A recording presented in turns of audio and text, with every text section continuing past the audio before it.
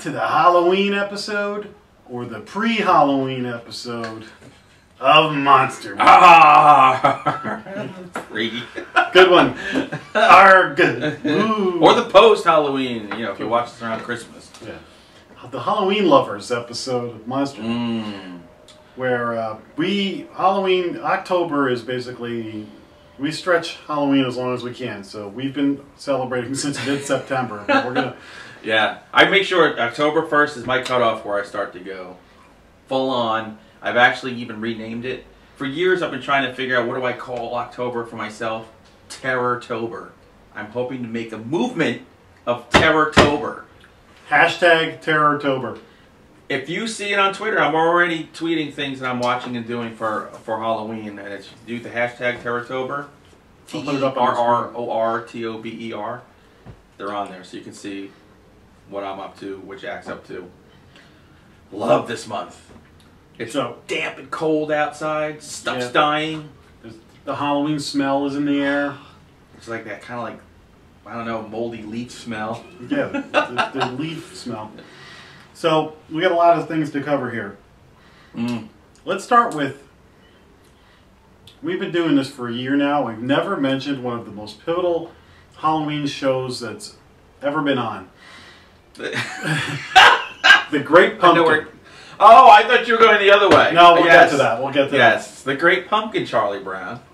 By the way, there's another candy corn episode. Yeah. Drinking game. We didn't get the Oreos. There's candy corn Oreos. We weren't able to find those, but we're going to track them down. I got the Halloween Oreos. Which we're going to eat after we shoot this episode. The Great Pumpkin is one of those things that now you can get it on DVD. And it's not so special anymore. And I tell my kids that all the time. I'm like, because you guys can watch them all the time. I said, we were waiting for that one moment where you can watch that was one of the indicators that Halloween was here. Right. Oh. And it has the classic line, I got a rock. That was like the worst Charlie Brown's ever been mistreated was on that episode. He really got it. And Lucy's witch mask is the best. Long nose. And man, is Sally Brown just throwing herself at Linus.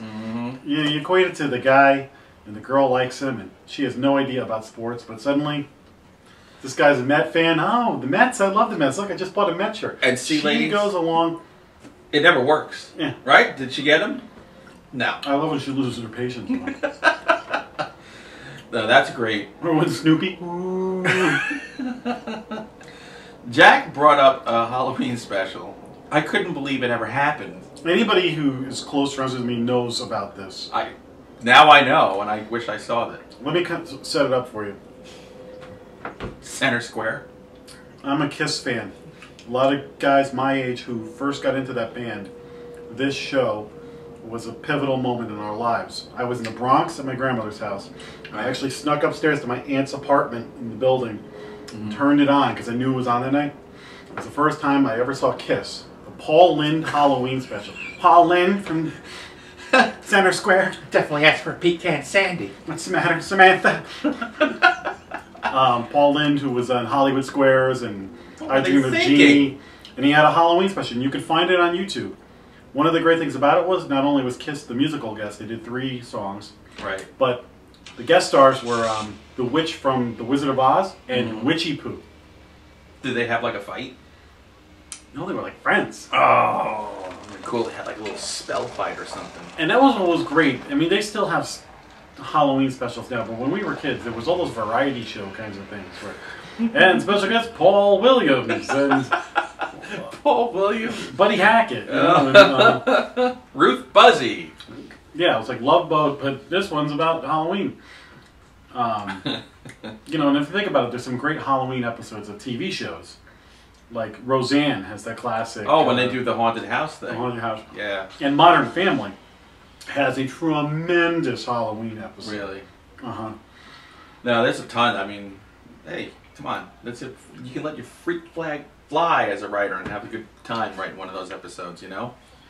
The other big Halloween show, which wasn't on that much as far as I can tell. We were kids. We were kids.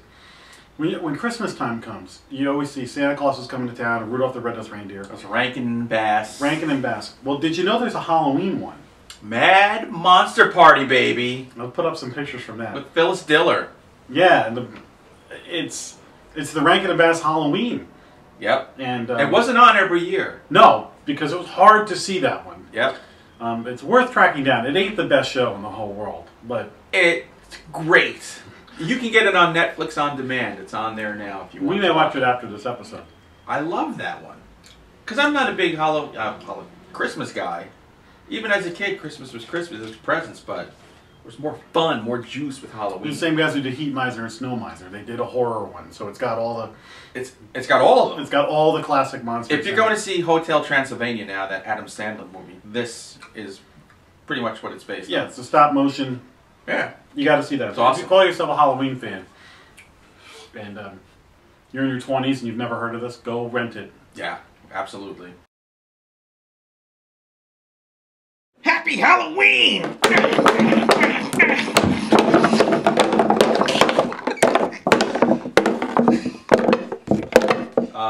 Now, as you're preparing, are you doing like I'm going to do every day? I'm going to watch at least one horror movie. Well, I don't know about every day. Some days 3 if I can squeeze them in. But I have been loading up on horror movies. So what have you hit so far? Okay, let's go back and forth. Now this is just from October 1st on, and we're only a weekend. So I watched one that I've been wanting to watch for a long time, Woman in Black with Harry Potter. The Hammer movie, their resurrection. There's that in Weekwood. And it was actually way better than I thought it was going to be. Creepy, right? And Hammer, the company that made a lot of the old monster movies that we grew up on, came back to life, came back from the grave. Mm-hmm. And this movie feels like a horror, like one of the old Hammer movies. Yeah. It's got the look, it's got the feel. It's got the sounds. Yeah. Hammer had a particular sound, and they resurrected some of those sounds and footsteps and things like that. And there's some genuinely scary moments in that I'm like... Yeah. It's a cool movie. Because I imagine a lot of like Harry Potter fans who aren't horror fans watch this movie. And I'm like, well, this scene must have... Like, we're the old jaded bastards. Like, we're like watching it. Oh, that's great.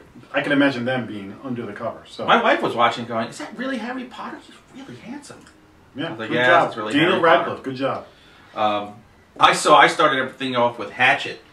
Oh. I went for Blood and Guts in the Swamps. Is Kane Hodder in that? Kane Hodder is the Hatchet character. That's just, it's goofy. It's bloody as hell when the blood flows. There's like a Hatchet 2 and maybe even a 3. Isn't Candyman in that too? Yes, he is. Tony Todd is in it for a little bit as this voodoo guy that doesn't want to give a tour. Hatchet has a cult following to it. It's a fun movie. I mean, it wasn't too bad. I did follow it up with the Spanish movie, The Nun, which is by the guys who did Reanimator way back in the 80s, and now they've got this new production company. The Nun is creepy. It's got this vision of this ghostly nun is really, it's original. It's a really original idea, and it's got its moments. I mean, it's not the best movie in the world, but it's worth watching. Along those lines, I went back and watched a movie I had seen before, but I wanted to watch it again. And I actually watched it again with the director's commentary. Session 9, which David Caruso is probably the only famous person in it, before he was taking off his sunglasses for Miami, CSI Miami. Cue up the music from The Who! It takes place, it's filmed in a place that's no longer there, the Danvers State Mental Institution in Massachusetts. And I'm retiring. I used to live near this place, and it was a big, creepy, abandoned insane asylum that had a graveyard next to it and stuff, and it was like totally illegal to go there at night and stuff like that. Well, me and my friend and I went home from a Red Sox game one night. You ever been to Danvers State? No. Want to go? Pulled over, drove up. We hid our car behind this house that was like, it looked like an abandoned house. It looked like where Kolchak goes to with the vampire at the other Night Stalker. I'm like, this house alone is scary. We hiked up this hill in the dark, huffing and puffing. There's this big bank of trees. We can't see anything. And all of a sudden I go, is there something behind these trees? And we walk out, and all of a sudden, like, out of nowhere, this, I mean, monstrosity of it. Right. We walk up to the place, and we're just like, wow, this is creepy. At this point, I'm not so scared of ghosts as I am Homeless people. Homeless people and kids doing drugs or getting arrested. Because I'm like, I'm kind of past the age of, ha ha ha, go on home. Yeah. What are you two clowns doing? So we try a door, doesn't work. So we start walking, we're like, we'll do a lap around the place. Right. Well, as we come around the bend to like this parking lot, these two headlights come whipping out of nowhere. And I think I saw it first. I grabbed my friend, who's laughing right now as he's watching this. And I got to say, his wife, Cara, my friend Kevin's wife, Cara, was very cool. Because when we came back late that night, she didn't yell at us. She thought it was cool. I think I stopped him. Like, because I saw the headlights first. And we went like this. And we're like, oh crap, like the security. Yeah. So I run along the side of the building. And he runs back the way we came across this field. Now we're separated. And I'm like, "Hey!" So finally, I run over to him. Yeah. And he goes, dude, my car with its license plate is like down the hill. I go, so they can find us. I was like, you're right. Let's get out of here. So we went back there. I think at one point he tripped in the dark and fell down the hill a little bit. The two of us are covered in like leaves and brambles and everything. But then you watch Session 9, which is about these guys go to this hospital and they have to clean out asbestos and stuff. And then basically the hospital is a character in this, and it starts to affect all of them, but particularly somebody in the group. And again, it's probably not the best movie in the world, but that's creepy, it is a creepy movie, original concept. And then I wanted to watch the director's cut, because the commentary, because I had a connection to this place. And it was very interesting to hear one of the main characters was thinking about throwing himself off the roof at one point, and he's like, this place actually was getting to me. Wow. It's torn down now, right? There's condos there now.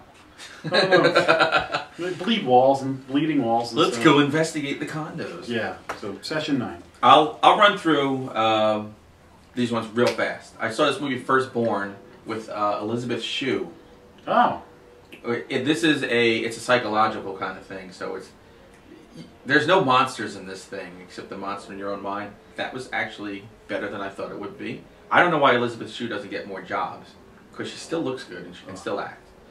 The Cabinet of Dr. Caligari, which is an old silent film, German expressionist movie. That's what's fun about doing this, is you go from a psychological horror movie to a gore fest to old black and white. I'm hitting everything. That was I'd never seen that. I don't think I've ever seen it. It's really good. Cool story. Saw Prince of Darkness, John Carpenter, which... How is that now? Because better now than it was. It bored the hell out of me when I was a kid. I think it's because I'm older. I understand theology better. If you understand theology, you understand the implications of that movie. Still, I thought that movie was better than when I saw it in the 80s. Introduced my daughter to The Crow.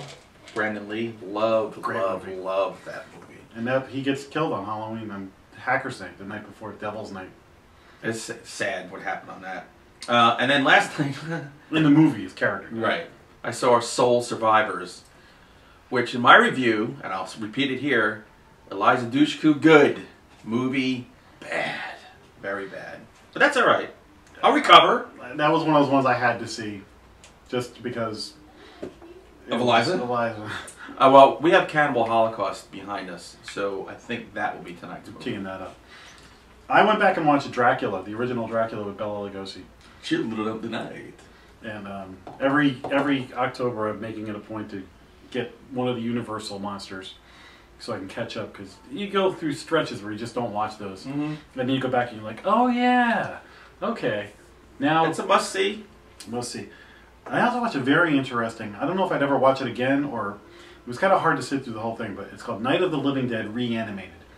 And it's basically the sound of Night of the Living Dead, but hundreds of artists did cartoons, motion cap, sketches. That's cool. And so basically you watch, the whole movie is animated. But fluctuating animation. Yeah, so literally 1 second it's two dolls, stop motion, then it's sketches. And I think that can cause epileptic seizures in certain people. Yeah. That's a little much. It would have been better to be drinking beers with you and watching it so we could talk, but I had to see it. And then, Cabin in the Woods. Which I don't include this in my list because we watched it the day before October 1st. And I've been dying to see this movie because I heard such a buzz about it. The movie kicks ass. All I can say, first of all, if you're a Joss Whedon fan, this is a love letter to you. If you like horror and Joss Whedon, either one. If you're a horror fan, it is a love letter to you. If you're a Joss Whedon fan and a horror fan, which I happen to be, you're just like, wow, this is like the greatest. Somebody asked me once, what's it like? I said, it's everything you've ever seen, and it's nothing you've ever seen. Because it's a horror movie, but it's funny, but it's intelligent funny. It's not like scary movie funny. Scary movie. Yeah, no. It has its comedy. And it has some scenes that have you wanted to like scream at the screen. That's one of the better ones. Without spoiling it, I will say that if you love that movie, you will definitely be Googling for images from the movie afterwards so that you can really look at things. Yeah. And like, we'll talk about this movie off screen so we don't spoil it for people for hours. Yeah. Yeah, there's so much. He threw everything in there. Really cool. You can't recommend that one enough. Now, also for Halloween, one of the things that we do every year, we go to Chiller Theater in Parsippany, New Jersey, the gateway to horror. I don't know. Hell. That's always a fun day where there's vendors and there's stars and there's directors and writers and artists. Horror fans. It's like Comic-Con cool. is like... Which he's going to. I thank you, Lewis, my friend. We're going to Comic-Con, which is going to be great. And then a couple weeks later, Chiller, which is smaller and horror focused more. Yeah. So, I mean, I'm just going to have my geek flag flying. People dressed up, having a good time, hoisting a few drinks now and then. I mean, and it's a great place to get good merch. It's good to get autographs and. Yeah, after we come back from there, this set's going to explode with other crap that we're going to buy. So we'll do our Chiller recap, but if you go to Chiller, we'll be there. Watch our Facebook page and we'll post info, but we'll be tweeting from there and we'll be at the bar, so you can come have a drink with us. Sending pictures, yeah. We're going to try to do a tweet up, right? Yeah. What we're going to try to do is a tweet up, so follow Figure around like 3 o'clock at the bar at... and hopefully we're relatively sober. But Back and Jack and Hunter Shea 1 on Twitter. You can yeah, absolutely follow us. Tweet us while we're there and we'll find you. And then there's two haunted housey kind of things going on around here. Headless Horseman up in New Paltz is a big like fairground haunted house thing, which is supposed to be spectacular. There's another one in Tuxedo. The Forest of Fear. This is like, in this area here, that's like the big place to go. It's like they do a Renaissance fair there, Ginger. And they do this. And then Terrytown, which is really Sleepy Hollow, does some kind of big they got all kinds of things that go on, So I'm going to try and get down there for that. And if you live anywhere in Massachusetts, naturally Salem is the hopping place. And you know what? If you don't live in any of these places, you just got to do what I do. You go, you get the kids dressed up, you dress up, get a couple cigars, some beers, take them out for trick-or-treating, go sit, give out stuff, give stuff to the moms and dads who are going by. Dads love it when you give them a beer. Hell yeah. And you know what? And then you have some pizza, and you go home and you watch horror movies until you pass out. That's the way to do Halloween. That's a day in your life. Yeah, that's called Tuesday. All right, so enjoy October and send us your stories and pictures as you go along. Yeah. And we'll see you next time on Monster Men. Oh!